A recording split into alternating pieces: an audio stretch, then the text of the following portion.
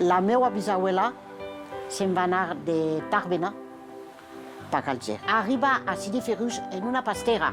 Entonces seria l'any 1870, més o menys.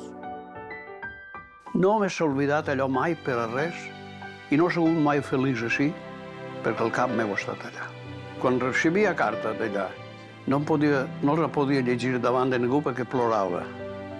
M'esperava a la nit quan s'havia gitat per a llegir la carta.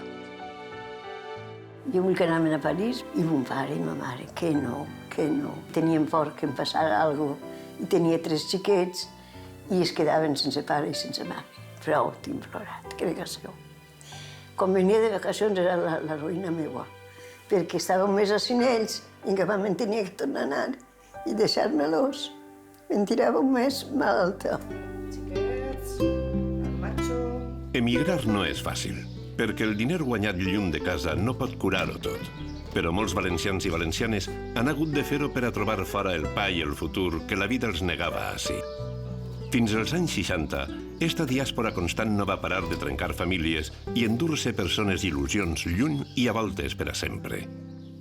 Algèria, França, Alemanya, Cuba o l'Argentina han sigut les destinacions tradicionals de centenars de milers d'emigrants valencians. Però mentre la llei els ho va permetre fins al 1920, el Canadà i sobretot els Estats Units van ser l'autèntica terra promesa.